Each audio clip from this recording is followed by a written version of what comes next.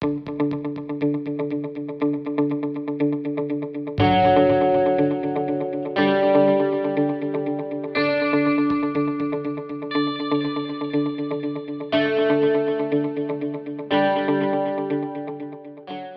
it's T with TeaQuilts, and I'm here today starting a new series. I'm not sure how many of these I will do, but I'm going to call it Support a Quilter.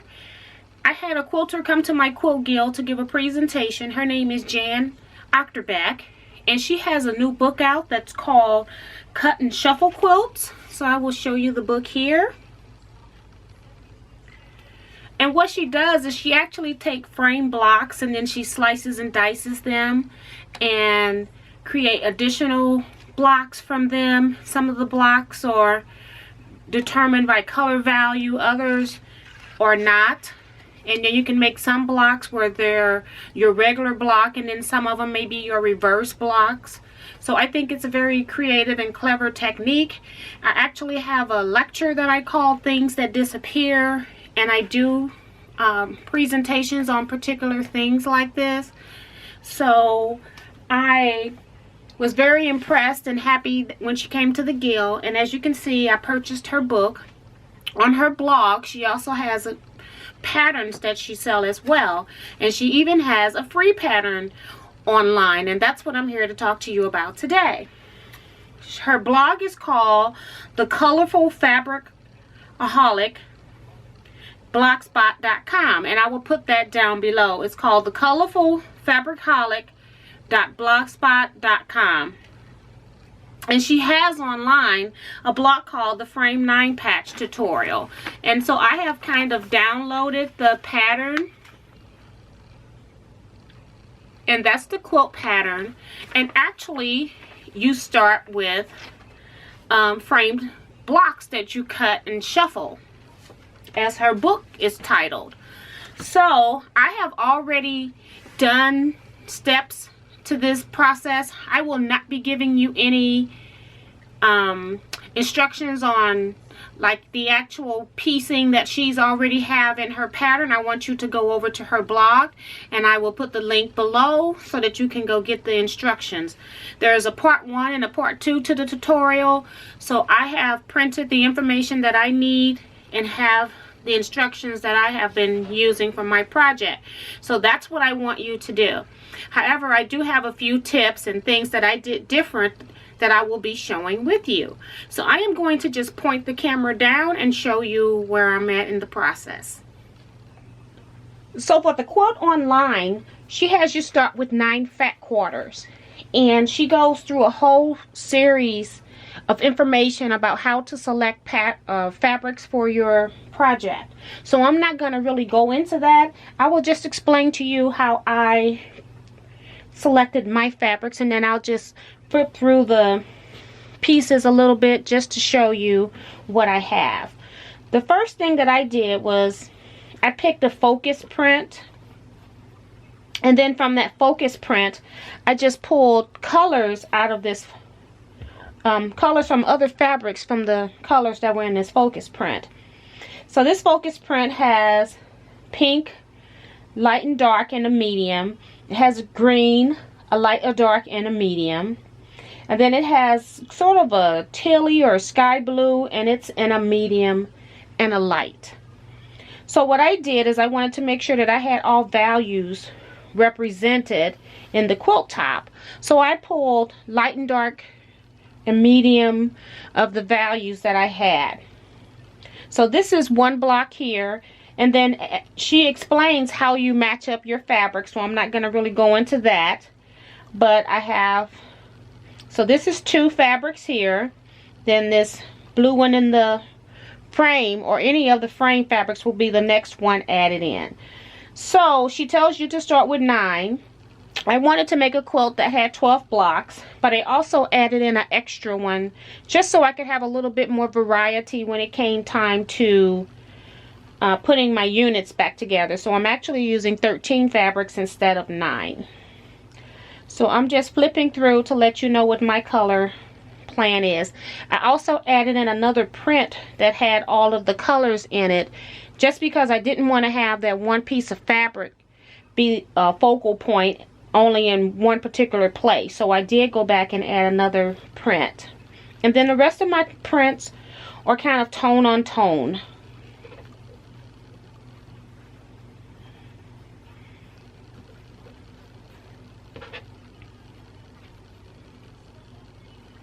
And that's the last block. Okay. So she tells you to stitch your frames and to press the seams outward. I like to press my seams open. So on all of my blocks, my seams are pressed open.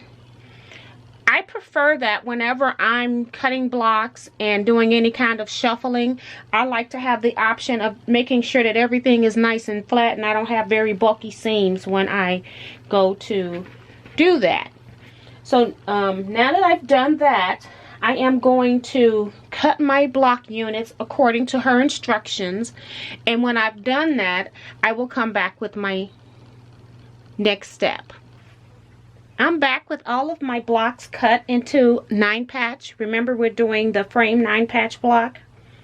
And her next step is to tell you to put your centers for your squares on a design wall, and then you would lay out the rest of your pieces accordingly. Just randomly putting them onto the design wall. And I thought perhaps maybe I could do some kind of shuffling here. Since I have 13 blocks instead of 9, maybe I could do that here. And then I'm going to try that. It may or may not work. I just figured I may do this so that you will know if it will work for you. So what I was thinking about doing is leaving my center square and then changing out all of the other pieces. Now, fabrics can repeat in the quilt. You just don't want them to touch. So this block here could stay. I just don't want this block on the sides adjacent to any piece to be touching. So I'm going to try to do the fabric shuffle thing. I'm going to be leaning in and out of the camera, so bear with me as I try this process. It may or may not work.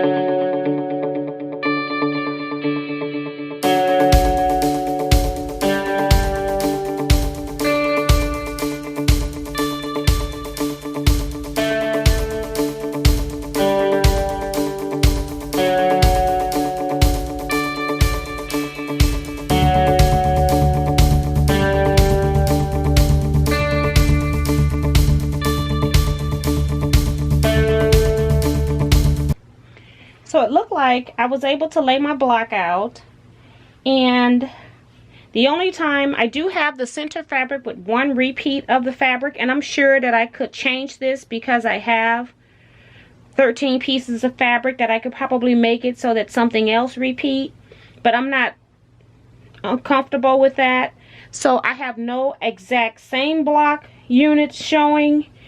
I am actually going to go ahead and sew my units together in blocks as opposed to sewing them into rows as she says in her instructions on her blog. And I just think that's because if you don't have a big design wall space, I'll take the hit if it doesn't work, so that you will know if you really need to use your design wall. I'm sure it would be better if I laid out all of my units at one time, but I'm trying to see if somebody just do not have the space to lay out a quilt, especially when you start making a larger size quilt. Do you absolutely need to lay your blocks out? So I'm going to sew these units into blocks. I may come back in the next day to finish this because it will take a while, and it's already, let's see, 12:04 a.m. So, you know, I do most of my recording on my videos at night just because it's quieter. But I will sew these units together and I will come back with completed blocks. I'm back with my sewn units. I actually stayed up until about 1:30. I actually sewed all of the blocks into chain piece rows, but I didn't have the connecting rows sewed together before I went to bed. And so now it's about 1:04 p.m. on the same day, And I have my blocks all sewn. I did press all of my seams open so that when I got ready to sew the block units together, I didn't have to worry about which way the seams were going if you look at the original instructions. So I put my blocks on the design wall in order of how I quilted them, or how I pieced them rather. Block number 1, I don't know if you can see my laser light here. No. So I got them in order of how I pieced them. Blocks 1 through 13. So 1's at the top, going down to block 13 that's on the bottom, which you can't see right now. So let me tilt the tripod a little. So that's my block 13. And I got other projects down at the bottom. So what I noticed when I put my blocks on the walls is that I've got like fabrics touching, and that's because they're in order of how I piece them.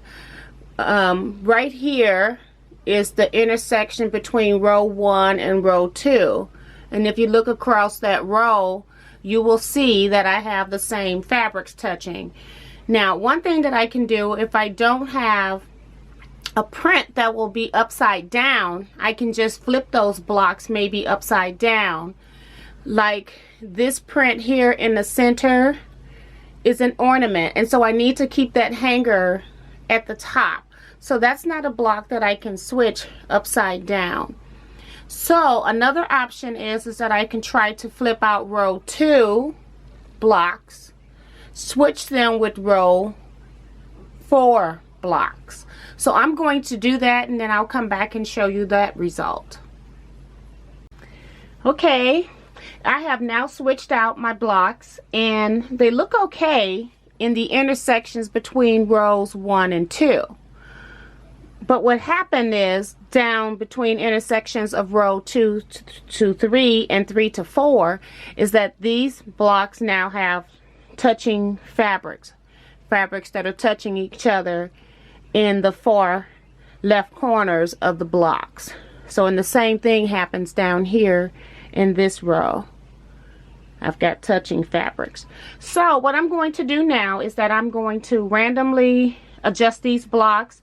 I may turn blocks that I'm able to upside down, and then I will come back with my finished setting. I have all of my blocks now rearranged, so I am going to let this sit on my design wall for a bit, just in case I find something that's touching that I can't see as I'm looking at it right now. So I can't get the whole entire quilt exactly into the, I can't get the entire picture into the frame, but I'm just trying to tilt the tripod up and down just so you can see. I'm just a tad short. But I'm going to let this sit and see if there's any other ways that I can do this. I'm trying to keep all of my bold directional prints going in the same direction, which would be that pink with the oval shape and my ornament fabric. So I am going to let this sit for a little bit, and then I will show you my quilt top when it's completely sewed. So I'm going to give you a gallery of projects. Don't forget to get Jan's book though. Here is the first 4 quilts that Jan herself made, and they're also available on her blog.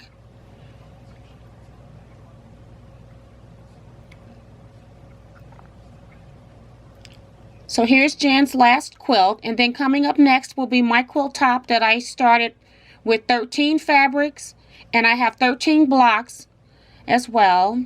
And then some of the Scrap Club members' quilts. And you can pause the video if you need to so you can see what's going on with each project.